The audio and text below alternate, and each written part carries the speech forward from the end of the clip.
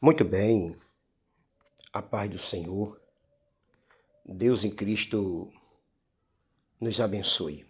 Abra sua Bíblia, por favor. Eu vou resumir Deuteronômio capítulo 7, versículo 1 em 2, capítulo 20, versículo 16 e 18. Vou sintetizar os dois. Quando o Senhor teu Deus te introduzir na terra e tiver lançado fora muitas nações, então as destruirás totalmente. Não farás com elas aliança, nem terás piedade delas. Capítulo 20, 16 e 18, sintetizado. Porém, das cidades destas nações que o Senhor teu Deus te dá por herança, não deixarás com vida nada que tem fôlego. Antes destruí-la-ás totalmente, para que vos não ensinem a fazer conforme todas as suas abominações.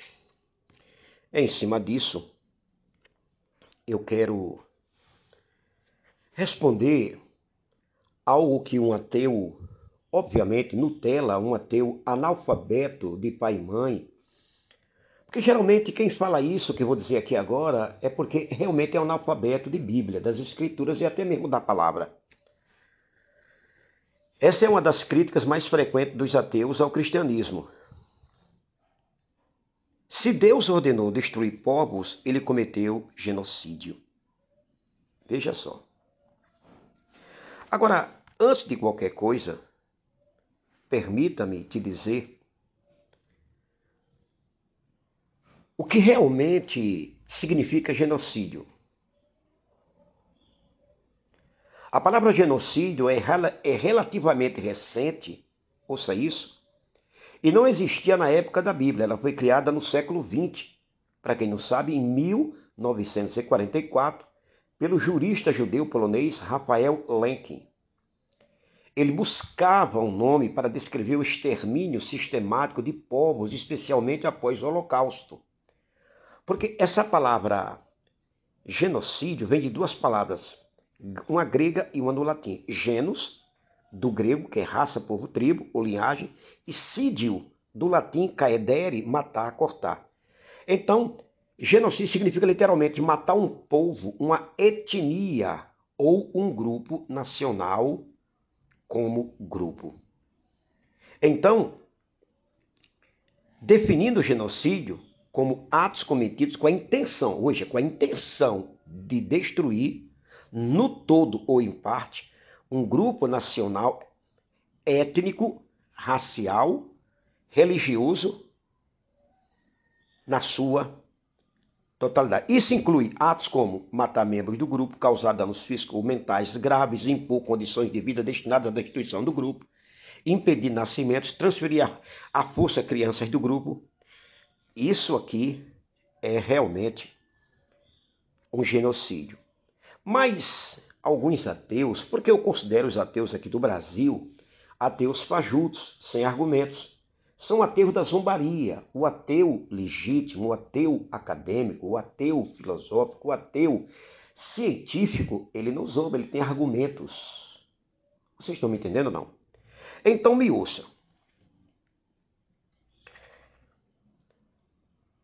Como eu disse, essa é uma das críticas mais frequentes dos ateus ao cristianismo. Porém, ela geralmente parte de uma leitura superficial do Antigo Testamento, ignorando o contexto histórico, moral, jurídico e teológico.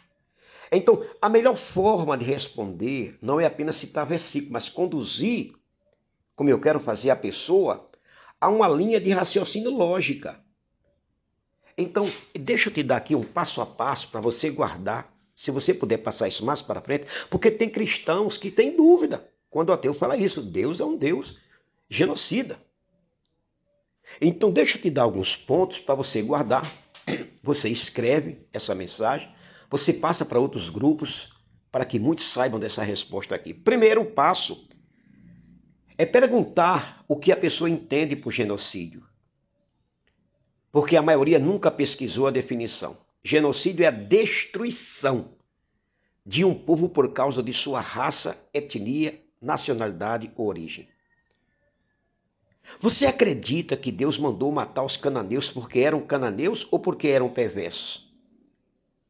Essa pergunta muda completamente o que a outra pessoa pensa sobre um Deus genocida. Esse é o primeiro ponto. Segundo passo aqui, Deus nunca condenou um povo por sua raça. Nunca. Na Bíblia inteira, Deus aceita estrangeiros. Exemplo, Raabe era cananeia, Ruth era moabita, Urias era eteu.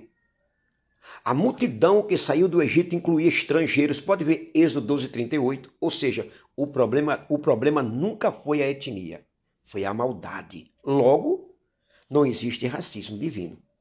Esse é o segundo passo. Terceiro, para quem não sabe, Deus esperou 400 anos. Este talvez seja o argumento mais forte, porque em Gênesis 15:6, Deus diz a Abraão: a medida da iniquidade dos amorreus ainda não está cheia. Isso significa algo impressionante. Deus esperou, para você que não sabe, aproximadamente 4 séculos antes do julgamento. Então você pode perguntar ao ateu: isso parece um Deus impossível ou extremamente paciente? Um genocida não espera 400 anos. Você está me entendendo agora? Eu não. Está me ouvindo? Quarto passo. Explique como eram essas nações. Que as pessoas que falam de um Deus genocida com os cananeus, mas não explicam quem eram essas nações. Muitos imaginam povos inocentes, mas não eram.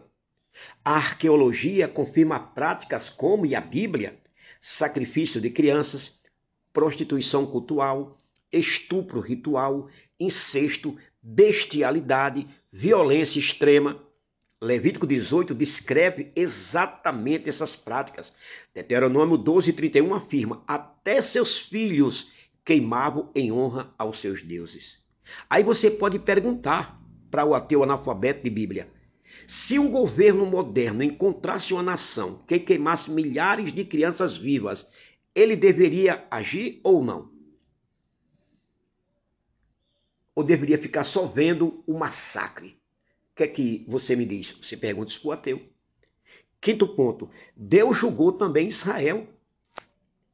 Este argumento aqui, que Deus julgou também Israel, desmonta quase toda a acusação. Você pode perguntar: você sabia que Deus fez exatamente a mesma coisa com Israel? Quando Israel passou a praticar os mesmos pecados, veio a Síria como castigo, veio a Babilônia, Jerusalém foi destruída. Então Deus não favoreceu Israel. Ele julgou todos igualmente. Logo, não era racismo, era justiça, meu amigo. Sexto passo: Deus não exterminou todos. A linguagem militar hebraica usa hipérboles, para você que não sabe. A força de expressão. Por exemplo, Josué diz: destruíram todos. Isso é uma linguagem militar, uma linguagem hiperbólica. Mas poucos capítulos depois, os mesmos povos continuam vivos. Isso acontece várias vezes. É exatamente como hoje um time diz: massacramos o adversário. Nem por isso matou alguém. Era uma forma antiga de relatar a vitória completa, quando você diz: a cidade inteira foi para o estádio de futebol. Mas será que a cidade inteira foi para o estádio de futebol? Uma força de expressão. Sétimo passo: muitos cananeus foram poupados. Raabe, os gibeonitas, diversos estrangeiros. Se fosse genocídio, nenhum sobreviveria. Mas sobreviveram justamente porque se arrependeram. Oitavo passo: Deus é o dono da vida. Aqui entra uma questão filosófica. Pergunte: quem pode decidir quando uma vida termina? O ateu aceita ou não, pouco importa. Se Deus criou toda a vida, ele possui autoridade moral sobre ela. Isso não significa que humanos possam matar.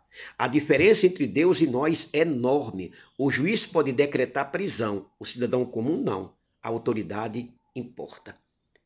Aí você diz: mas por que crianças morreram? Porque Deus estava poupando as almas delas, para que elas não crescessem e fossem iguais aos seus pais. Entende agora? Nono passo: Deus julga indivíduos e não nações. Na Bíblia existe um princípio constante: quando a sociedade inteira institucionaliza o mal, ela entra em juízo. O mesmo aconteceu com o dilúvio, Sodoma, Egito, Babilônia, Nínive, que aliás foi poupada quando se arrependeu. Portanto, não foi um caso isolado. Décimo passo: Deus sempre oferece oportunidade de arrependimento. Esse ponto costuma ser ignorado. Os cananeus ouviram sobre Deus. Raabe diz, ouvimos falar do que Deus fez. Todos tiveram conhecimento. Alguns creram, outros permaneceram na idolatria. É feito hoje. A maioria sabe da existência de Deus. 11º passo, o objetivo era impedir a corrupção espiritual. O problema principal era religioso. Deus diz repetidas vezes, porque não vos ensine suas abominações. Israel acabou fazendo exatamente isso. Resultado, foi levado para o exílio babilônico, quando passou o quê? 70 anos. 12º passo, o Novo Testamento não muda o caráter de Deus. O Deus do Antigo Testamento é cruel. Jesus é amor. É isso que alguns dizem. O Deus do Antigo Testamento é cruel. Jesus é amor. Mas Jesus fala mais sobre juízo final do que muitos profetas.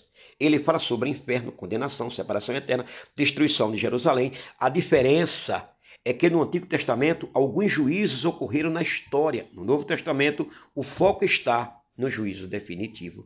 Deus continua sendo santo, justo, paciente, misericordioso. Uma pergunta que costuma desestabilizar o argumento ateu. Você pode perguntar, você acredita que existe mal objetivo? Se ele disser não, então não pode dizer que Deus foi mau. Se ele disser sim, você pode perguntar, de onde vem esse padrão objetivo de bem e mal? Sem um fundamento moral absoluto, a acusação de genocídio imoral perde, meu amigo, sua base objetiva e se torna apenas uma opinião, ouça isso, pessoal. Eu quero concluir te dizendo o seguinte, o argumento de que Deus foi genocida falha por ignorar fatos fundamentais. Deus não julgou povos por etnia, mas por perversidade. Segundo, Deus esperou séculos antes de agir. Terceiro, as práticas condenadas incluíam extrema violência e sacrifício de crianças. Quarto, Deus julgou Israel da mesma maneira quando cometeu os mesmos pecados. Quinto, houve oportunidade de arrependimento e estrangeiros que confiaram em Deus foram poupados. E sexto, o propósito era exercer justiça e impedir que o mal se perpetuasse. Por fim, meu amado, é importante lembrar que o objetivo não deve ser desconcertar um ateu, na essência, mas apresentar uma explicação sólida, coerente e respeitosa. Um diálogo baseado em argumentos bem fundamentados costuma ser mais convincente do que uma tentativa de vencer um debate. Guarde isso com você. Arquive isso no seu celular. Escreva se você puder passar. E passe para outros cristãos que não entendem isso que eu acabei de mostrar passo a passo. Deus te abençoe.